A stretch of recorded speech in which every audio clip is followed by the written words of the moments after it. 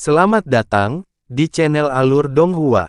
Sebelum menonton, silahkan subscribe, biar Mimin tambah semangat update-nya. Setelah mendengar nada bicara Hanli tiba-tiba berubah menjadi kasar, pria jahat itu merasa ada yang tidak beres. Ketika dia melihat Hanli telah melemparkan kepalanya yang terpenggal, dia merasakan jantungnya jatuh tetapi dia tanpa sadar kabur ke depan untuk menangkapnya.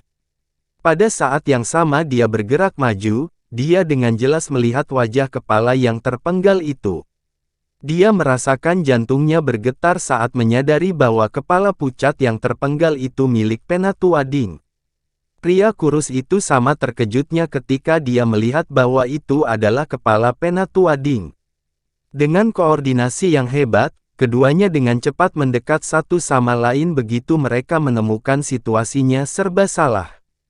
Mereka kemudian memerintahkan harta sihir mereka untuk kembali kepada mereka sebelum menatap Hanli dengan ekspresi waspada. Meskipun Hanli adalah kultivator formasi inti yang terlambat, jika mereka menyerang bersama, mungkin bisa menyaingi dia, itu membuat mereka tampaknya tidak memiliki rasa takut sedikit pun. Tidak jauh dari sana, Yuan Yao menyaksikan semua ini terungkap dalam kebingungan.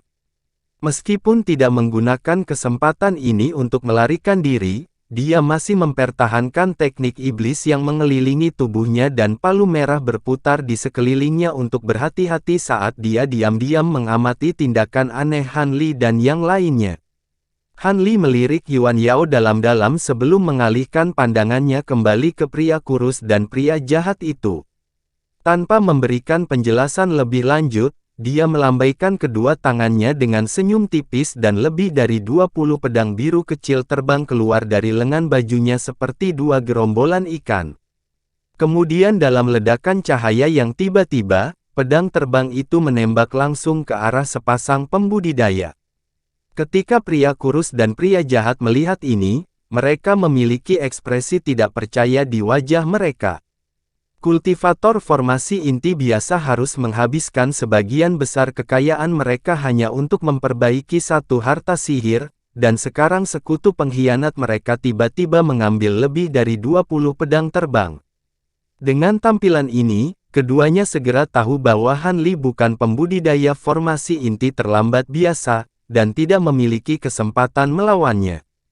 Ekspresi pria kurus itu memucat dan dia tiba-tiba berteriak, menyebar. Saat dia selesai berteriak, dia berubah menjadi seberkas cahaya hitam dan terbang menjauh. Setelah mendengar ini, pria jahat itu segera mengambil tombaknya dan bergegas pergi ke arah yang berlawanan. Kecepatannya tidak jauh lebih lambat dari rekannya. Dia tampaknya sangat mahir dalam melarikan diri. Ketika Hanli melihat ini, ekspresinya menjadi serius, dan dia dengan cepat membentuk gerakan mantra dengan kedua tangannya sebelum menunjuk ke pedang terbangnya. Pedang kemudian bersinar dengan cahaya biru sebelum setiap pedang menghasilkan 3 cahaya pedang yang identik, mengubah 24 pedang asli menjadi 96 dan menggandakan kekuatan masing-masing aura mereka. Hanli kemudian mengayunkan lengan bajunya dan dengan tegas mengucapkan, "Terpisah." Begitu kata itu diucapkan, pedang biru itu terbelah menjadi 2 kelompok. Setiap kelompok pedang terbang kemudian bersatu dengan denyut cahaya biru dan membentuk kawanan cahaya mereka sendiri yang berbeda sebelum dengan cepat berangkat. Penggunaan kemampuan Divine Teknik pedang fantasi oleh Hanli membuat pria kurus dan pria jahat itu pucat pasi ketika mereka menoleh untuk melihat. Mereka kemudian mulai mengedarkan seluruh kekuatan sihir di tubuh mereka sambil mengkhawatirkan nyawa mereka. Hanli berdiri diam dan hanya melirik keduanya dengan sedikit rasa iba. Kawanan cahaya pedang bergerak dengan kecepatan yang tidak bisa ditandingi oleh para pembudidaya biasa. Kecuali mereka memiliki harta yang menantang surga yang mirip dengan jubah merah darah Hanli atau sayap badai petir, mereka berdua tidak memiliki peluang sedikit pun untuk bertahan hidup. Setelah hanya beberapa saat, kawanan cahaya pedang telah melakukan perjalanan beberapa kilometer jauhnya dan mengejar pria kurus dan pria jahat itu. Mereka hanya bisa berbalik tanpa daya dan memanggil harta sihir mereka dalam upaya untuk memblokir kawanan pedang.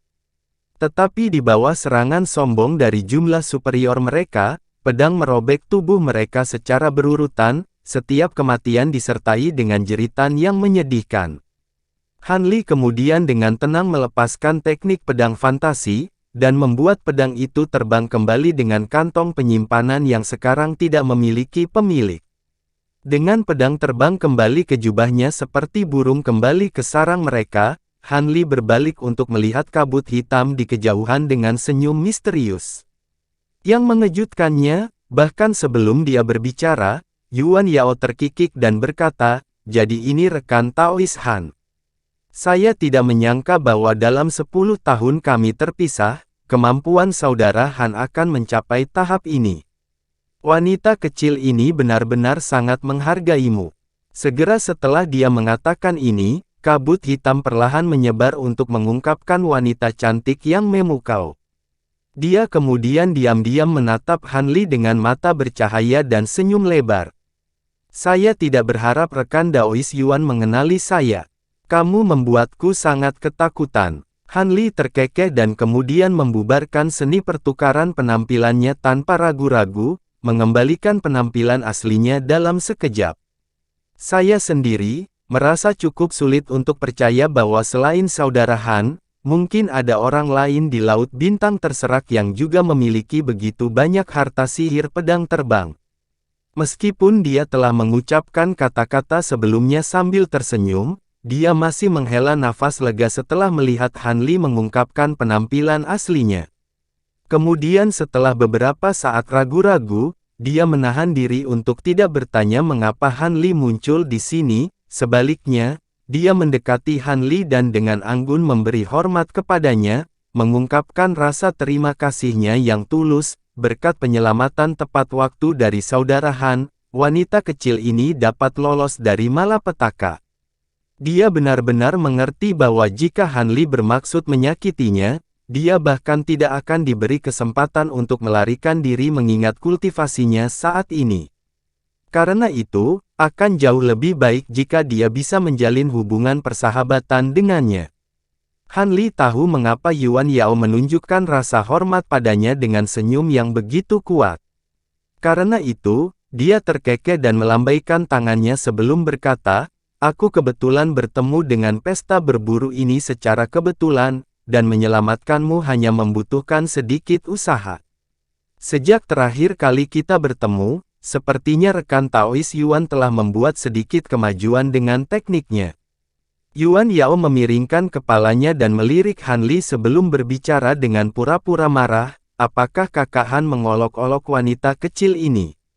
Saudara Han telah mencapai tahap formasi inti akhir sementara saya masih bertahan di tahap formasi inti awal. Kemajuan apa yang bisa dibicarakan? Hehe, rekan Taois Yuan terlalu sederhana. Meskipun saya telah berhasil mencapai tahap ini dengan bantuan banyak pertemuan kebetulan, masih ada beberapa hal yang harus saya konsultasikan dengan Anda." Yuan Yao tertegun sejenak sebelum menyembunyikan tawa dengan tangannya. "Hehe, tanyakan sesukamu, tetapi jika saudara Han tidak menganggap rumahku yang sederhana itu tidak menyenangkan, bukankah lebih baik kita mengobrol di sana?" Wanita itu memperlakukan Han Li dengan keintiman yang jelas, mungkin karena dia baru saja menyelamatkan hidupnya. Tanpa berpura-pura, Han Li memberi hormat dan setuju, "Kalau begitu aku harus merepotkanmu untuk memimpin." Kulit Yuan Yao memerah dan dia turun ke pulau dengan senyum di wajahnya saat Han Li mengikutinya ke kediaman guanya. Kediaman gua Yuan Yao tidak bisa dianggap sangat besar, tapi itu ditata dengan elegan dan bersih. Selain itu, lorong-lorong kediaman dipagari dengan tanaman langka dan berwarna-warni, mengisi kediaman gua yang biasanya membosankan dengan warna dan aroma yang menyenangkan. Ketika Han Li melihat ini, dia tidak bisa menahan senyum hangat saat Yuan Yao memimpin Han Li ke aula batu selebar 30 meter. Setelah Han Li duduk di meja, dia menyeduh sepoci teh harum dan dengan senang hati duduk di seberang Han Li. Saudara Han cukup terkenal di Laut Bintang yang tersebar, Anda telah memperoleh cukup reputasi. Hampir semua orang telah mendengar tentang bagaimana harta rahasia peringkat teratas di Laut Bintang terserak jatuh ke tangan seorang pembudidaya formasi inti yang bermarga Han. Dilihat dari bagaimana rekan Daois memasuki formasi inti akhir dalam beberapa tahun ini, mungkinkah Anda telah mengonsumsi pil surgawi yang legendaris? Apakah obatnya benar-benar ajaib seperti yang dikatakan legenda? Begitu Yuan Yao duduk, dia mengungkapkan kerinduan yang tidak disembunyikan terhadap pil surgawi dan kuali surgawi. Han Li berhenti sejenak sebelum diam-diam tersenyum, wanita itu cukup pintar. Dia jelas telah mengambil kesempatan untuk mengangkat masalah kuali dan pil surgawi tanpa menunjukkan niat bermusuhan. Han Li merasa baik terhadapnya. Han Li menghela nafas dan menggelengkan kepalanya, karena rekan Daois Yuan menyebutkannya, aku tidak akan mencoba membohongimu, kuali surgawi benar-benar milikku. Namun, karena kultivasi saya yang dangkal, saya tidak dapat membuka kuali sejak saya mendapatkannya. Harta apapun yang dikandungnya sama sekali tidak dapat saya akses untuk saat ini. Pada saat kultivasi saya berkembang dan saya memiliki kemampuan untuk membukanya, pil surgawi tidak akan lagi berguna bagi saya. Karena kultivasinya jauh melebihi miliknya, dia tidak merasa perlu berbohong dan dengan tenang mengungkapkan kebenaran masalah ini. Kamu belum membuka kuali surgawi. Ketika Yuan Yao mendengar ini, dia berhenti sejenak, sebelum mengungkapkan ekspresi sedikit tidak percaya. Han Li mengerutkan kening dan enggan memberikan penjelasan lebih lanjut kepada wanita itu. Sebagai gantinya, dia batuk beberapa kali dan memutuskan untuk dengan jelas menyerang inti masalah yang dihadapi. Dia menatap Yuan Yao dan perlahan berkata, apakah rekan Taois Yuan kebetulan memiliki susu roh segudang?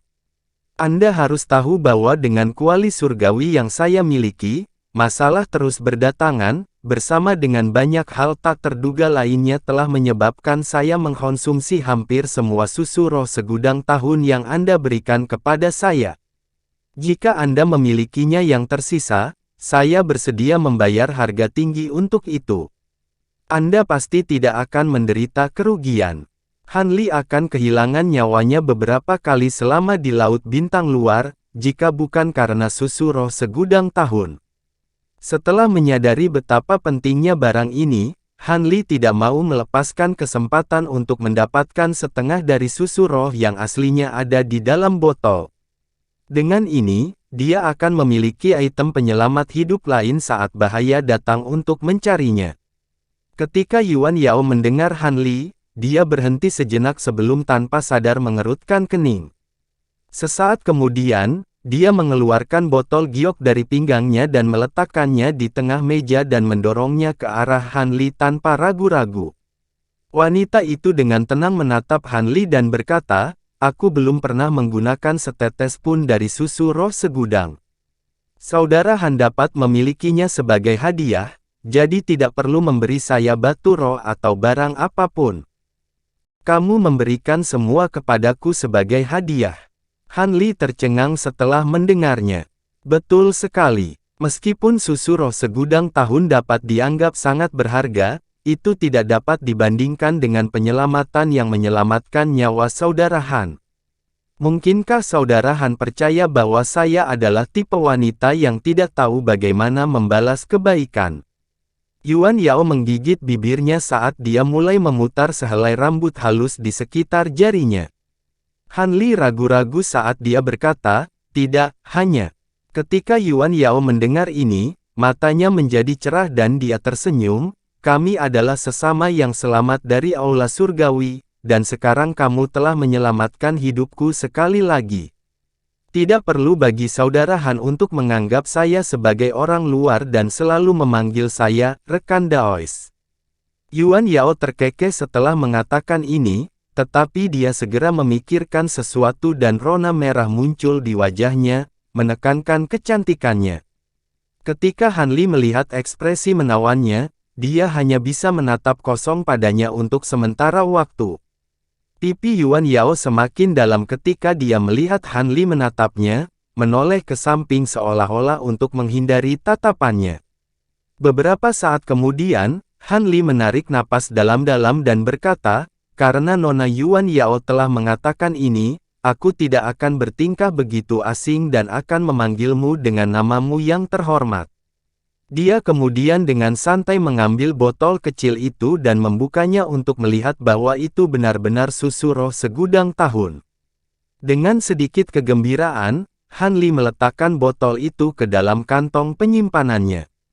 Kemudian setelah sedikit ragu, Han Li mengeluarkan 2 botol giok putih kecil dan mendorongnya ke arah Yuan Yao.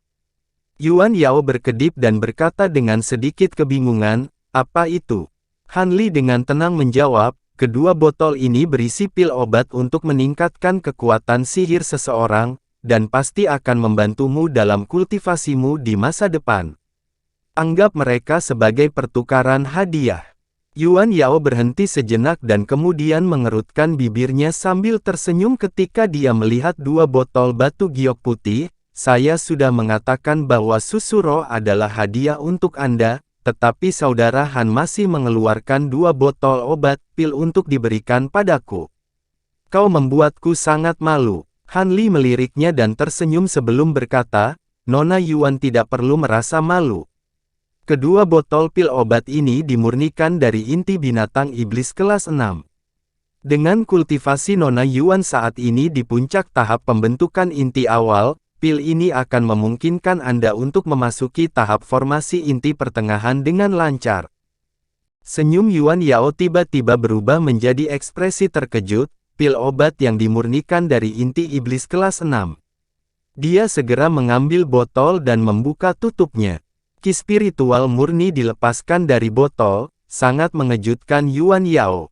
Tangan Yuan Yao memegang erat botol itu dan berkata dengan malu, "Aku bisa menolak apapun, tetapi karena putus asa, aku khawatir wanita kecil ini harus dengan malu menerima 2 botol pil obat ini." 2 botol pil obat akan menyelamatkan Yuan Yao lebih dari 10 tahun budidaya pahit, jadi meskipun dia merasa sedikit malu, dia masih sangat senang. "Tolong, jangan ragu untuk mengambilnya. Saya masih memiliki hal lain untuk diminta dari Anda." Han Li merasa lega setelah melihat Yuan Yao meminum pil obat. Kalau tidak, dia akan kesulitan mengajukan permintaan berikutnya.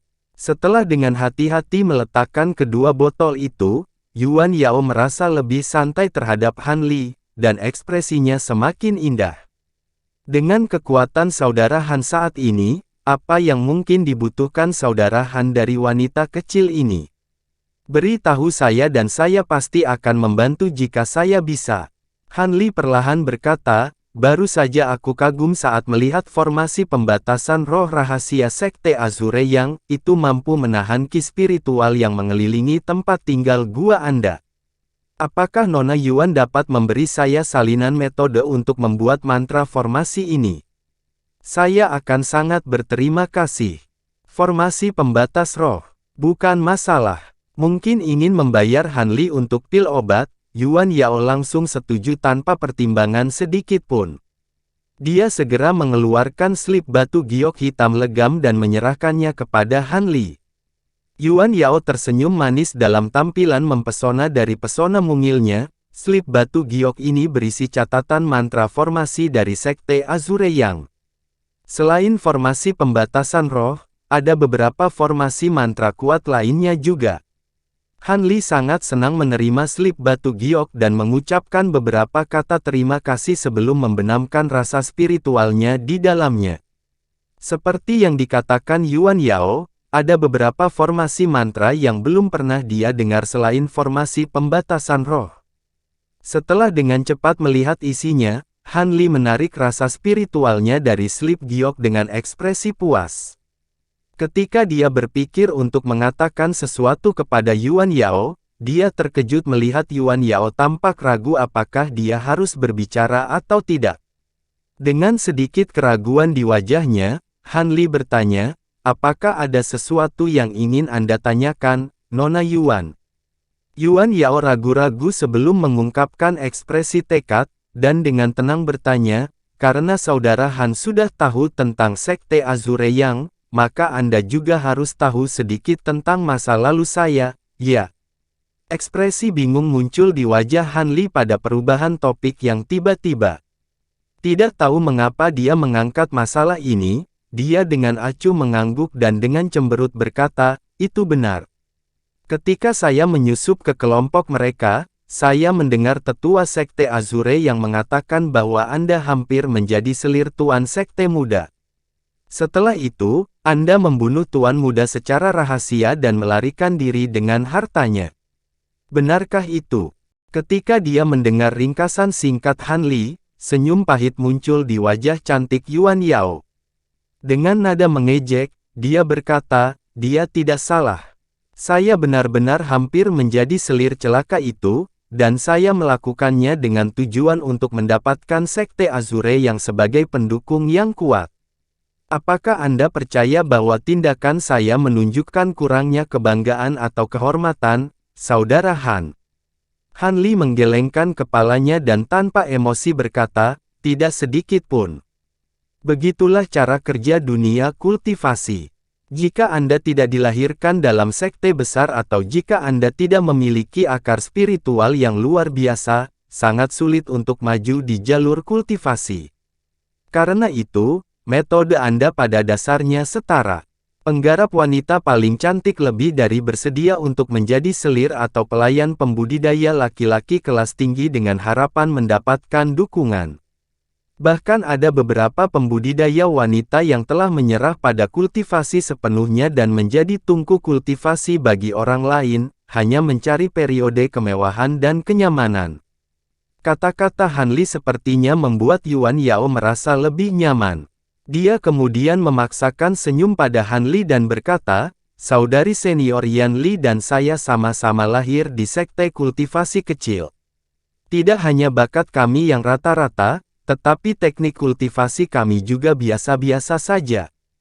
Kami berdua menyadari jika hal-hal terus seperti itu, kami bahkan tidak akan mencapai tahap pendirian yayasan, apalagi formasi inti. Akhirnya, kami berdua setuju untuk meninggalkan sekte kami dan ingin menemukan seorang kultivator laki-laki yang belum menikah dengan kultivasi yang mendalam dengan harapan menjadi pendamping dao mereka. Sayangnya, kami tidak pernah menemukan pembudidaya kelas tinggi yang cocok, bahkan tidak satu pun di tahap pendirian yayasan yang terlambat. Sebaliknya, kecantikan kita menarik banyak hal yang tidak diinginkan seperti lalat ke buah, tetapi karena budidaya mereka tidak lebih unggul dari kita sendiri. Kemudian, karena beberapa kejadian tak terduga, kakak senior Yan Li dan saya berpisah untuk sementara waktu. Beberapa tahun kemudian ketika saya bertemu kembali dengannya, saya menemukan bahwa dia telah menjadi tungku kultivasi untuk Tuan Muda Sekte Azure Yang. Saya terkejut dan marah pada saat itu dan ingin menyelidikinya, tetapi pada saat itu, Tuan Muda Sekte Azure yang tiba-tiba muncul dan mulai berulang kali mengatakan betapa tertariknya dia kepada saya dan bagaimana dia ingin saya menjadi selirnya. Saya menerima persyaratannya dengan syarat dia melepaskan suster senior Yan Li dan juga menikahinya sebagai selir. Tetapi selama tahun-tahun itu, saya masih muda dan berpandangan pendek. Berdasarkan identitas termasyhur, kultivasi mendalam, dan kekayaan besar, saya setuju tanpa banyak pertimbangan meskipun ada protes dari kakak senior saya. Yuan Yao memasang ekspresi bingung seperti dia tersesat dalam ingatannya tentang tahun itu. Han Li sedikit mengernyitkan alisnya, tetapi mengetahui bahwa dia akan melanjutkan, dia diam-diam menunggu.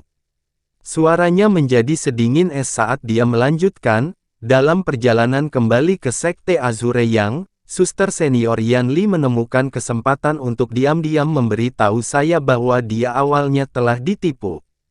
Dia juga telah dijanjikan untuk dinikahkan sebagai selir, tetapi dia malah menjadi tungku kultivasi yang malang beberapa bulan kemudian dan kekuatannya sangat terkuras. Tampaknya sebagian besar kapal budidayanya telah ditipu dengan cara yang hampir sama. Setelah mereka memasuki Sekte Azure Yang, para pembudidaya wanita yang dijanjikan menjadi selir ini semuanya telah menjadi wadah budidaya.